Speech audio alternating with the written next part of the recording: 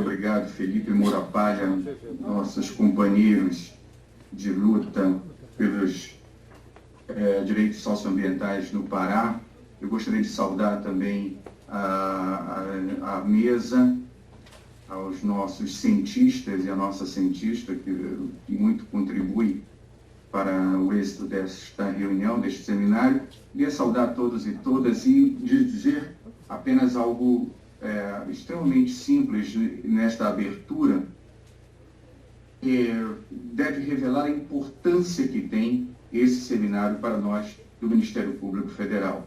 Eu queria pedir desculpas a todas e todos por não estar presencialmente na Procuradoria da República no Pará, por conta de compromissos aqui no Tribunal Regional Federal em Brasília.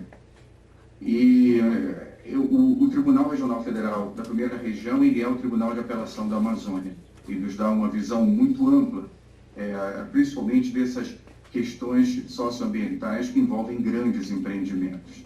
E se eu pudesse, Sadir e Felipe, traduzir uma palavra só, aqueles processos que eu encontro aqui desses grandes empreendimentos e as dificuldades que esses processos trazem, a matéria que eles trazem para serem julgadas aqui em Brasília, eu poderia simplificar do que se trata todos eles, uma tônica em que perpassa todos eles, é uma subnotificação dos impactos socioambientais que esses projetos produzem.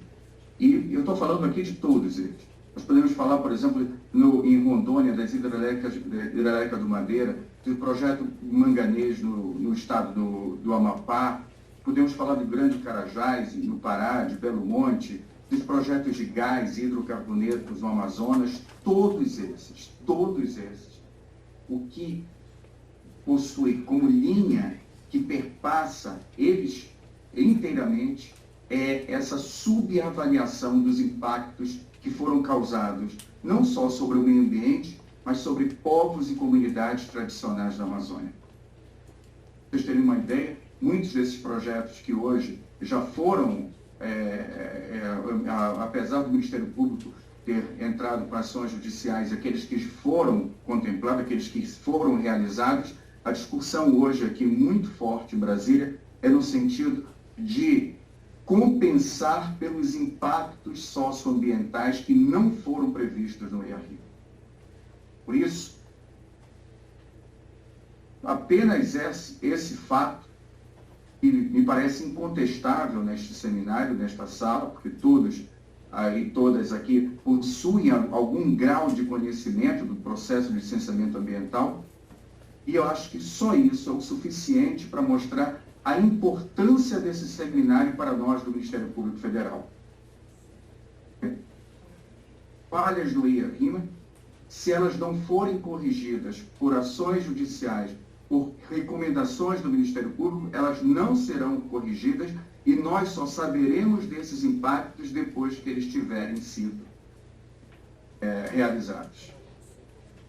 Fico por aqui, desejando um grande êxito a todas e todas nesse seminário e dizendo assim da importância para o Ministério Público Federal de que cientistas e comunidades tradicionais estejam juntos para nos subsidiar com informações importantíssimas para que a gente possa cumprir a nossa missão constitucional. Muito obrigado.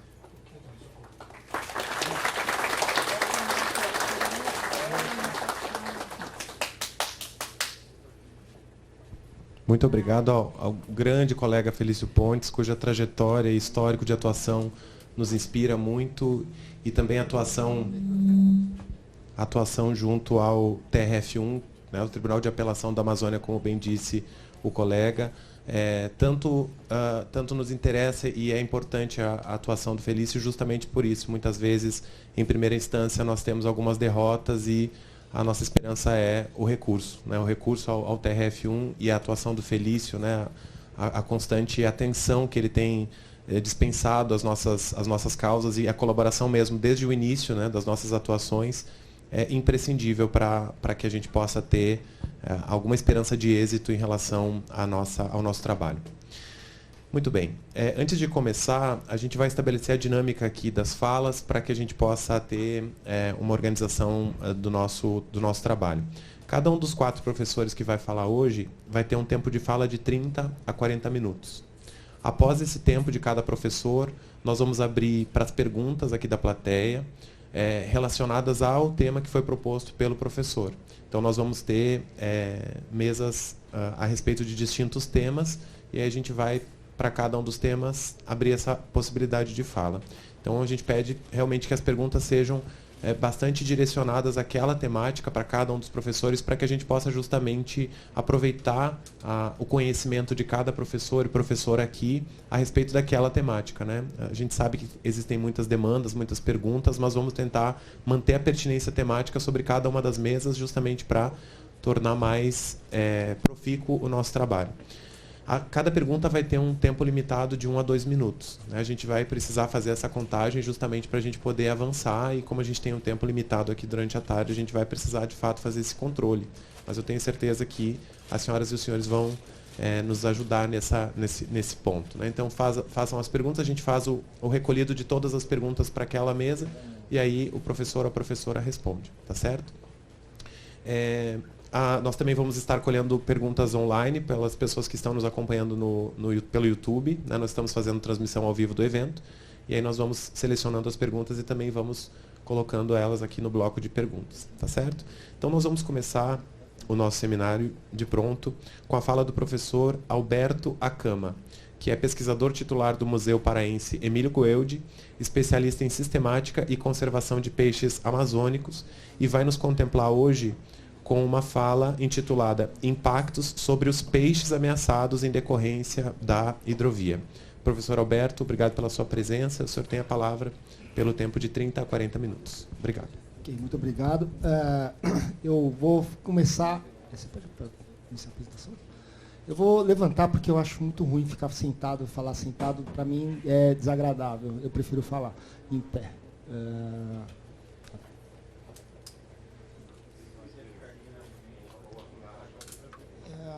Acho que eu vou ficar aqui mesmo, porque eu vou acabar escorregando nesses panos e eu vou deixar minha pegada no pano. Eu não quero deixar minha pegada nesse pano, não.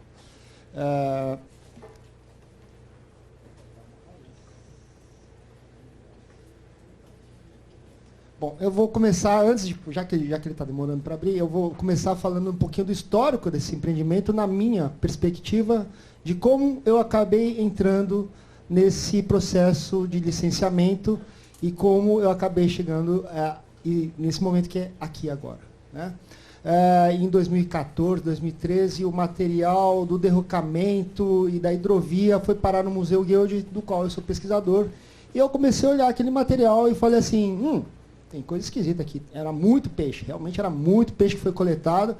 E eu comecei a olhar e falei assim, tem coisa errada aqui, muita coisa errada aqui. Tinha pote com 3 espécies de peixe de gêneros diferentes no mesmo pote. Eu falei assim, está identificado errado. Aí comecei a olhar aquele material à lista e comecei a falar, tem mais coisa errada aqui. Tem espécie de peixe ameaçado aqui. Aí eu fui olhar o EIA. Fui ler o EIA, obviamente fui ler o EIA, porque eu já fiz muito EIA-RIMA. Tá? Inclusive, vocês têm sorte que eu não tenha participado desse EIA-RIMA, porque senão essa obra provavelmente já deveria ter construída. Porque todos os EIA-RIMAs que eu participei da elaboração, nenhum teve atraso em decorrência de falha técnica do licenciamento. Né? Então, eu tenho certa experiência, fui lá, olhei, e eu também já sei judicializar as coisas. Eu não sabia judicializar as coisas antes. Mas aí eu entrei em contato com o Ministério Público Federal, ainda era lá no Milênio, e também entrei em contato com o DILIC. E eu escrevi 2 pareceres técnicos que foram anexados ao processo de licenciamento naquela época. E a Cristiane também entrou com um parecer técnico. Então, nós não conhecíamos, eu e a Cristiane, agora ela é minha amiga, mas eu nem conhecia ela. E a gente entrou nesse processo e o EIA-RIMA foi recusado. Não é que ele foi analisado, ele foi recusado pela baixa qualidade. Né? Então, isso é ruim, na verdade, porque se ele tivesse recusado, aí eles não teriam como apresentar de novo. Então, ele só foi recusado, isso tudo foi recusado. E ele foi reapresentado aos remendos. A Cristiane pode, talvez, falar um pouquinho mais sobre esses remendos que eles fizeram, incluindo meus dados de minha pesquisa, e os dados dela, mas ela vai falar disso depois. E aí, eu e ela nos debruçamos com isso, de novo, já foi a convite do IDEFLOR, o pessoal do IDEFLOR deveria estar aqui também nessa mesa, porque eles ajudaram muito nessa questão. E aí começaram os processos novamente. E aí eu iniciei o meu projeto de pesquisa, que é com peixes de corredeiras. E não é só dessas corredeiras, eu estava em São Luís do Tapajós, eu estava em Jacareacanga, estava em Cachoeira Porteira no Trombetas, estou trabalhando na Volta Grande do Xingu. Em todos esses processos eu venho atuando para dar garantias não só ambientais, mas também sociais. Né? E nesse processo eu conheci o pessoal da Vila de Tauiri, porque eu queria fazer pesquisas lá. E eu fui lá falar, e o Ronaldo, que está ali falando com a moça de cabelos azuis, e aí eu falei assim, não, eu faço uma palestra antes de fazer pesquisa. Então essa é uma prerrogativa minha. Eu sempre dou palestras e eu não faço devolutivas. Eu entro, antes de começar a pesquisa, eu vou falar com o pessoal. Eu fiz uma palestra na Vila de Tauiri antes de iniciar, e depois, durante as minhas coletas, eu dei outra palestra para o pessoal da Vila de Tauiri. Não sei se alguém de vocês estava aqui, porque eu não lembro quem estava lá quando eu dei a palestra. Ronaldo, quem estava lá? Mais gente estava lá ou não? Só você? Tá, e aí a gente deu a palestra, falando com o pessoal ficou mais ciente. Então a gente está empoderando, a pesquisa tem que empoderar as pessoas. Também já dei palestras em Cametá, já dei palestras em Tucuruí, já dei palestras em Marabá. Porque eu acho que essa é uma função social dos pesquisadores, que os pesquisadores falham e muito. Né? Então eu tenho essa prerrogativa. E aí acontece isso, porque uma das questões mais mal abordadas no EARIMA era a questão dos peixes, né? E essa espécie de peixes ameaçados. Então, próximo, por favor. Qual que é a importância dessas espécies de peixes ameaçados? É óbvio que a maior parte de vocês, eu sinto na cara de vocês que vocês têm vontade de fazer declarações mais do que perguntas, né? Então eu sinto que vocês querem fazer desabafos aqui, porque eu sinto que vocês estão revoltados aqui, porque eu sinto que vocês não são representados nesses grandes projetos, e isso é péssimo. Né? Então, qual que é a importância? Eu vou deixar vocês para o Dori Edson e para o Edir e para a Cris, mas qual a importância das espécies de peixe ameaçadas? Então, próximo, por favor. A pergunta é o que são espécies ameaçadas? Todo mundo já ouviu falar de livro vermelho. Né? Então, o livro vermelho é onde a gente coloca aquelas espécies ameaçadas que a gente tem que ter uma ação. Próximo. Tá? Então, o livro vermelho mais atual é de 2018, já teve uma atualização dessa listagem de espécies. Né?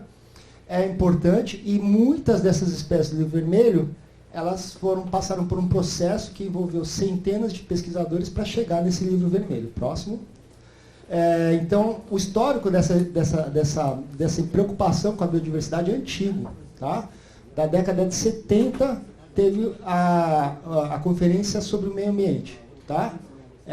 E depois tem uma resposta. A ONU faz uma coisa, o Brasil assina um tratado, uma convenção. A ONU faz uma reunião e aí a gente tem um tratado. Tá? Então, em 92 teve a ECO 92, que levou então a convenção, né, que nem aquela, tem tratados e convenções que são leis internacionais, e dentro desses tratados e convenções, algumas delas têm uma resposta em nível nacional, que é, então, a gente ter uma política nacional do meio ambiente. Próximo. Tá? Então, isso resulta em, próximo,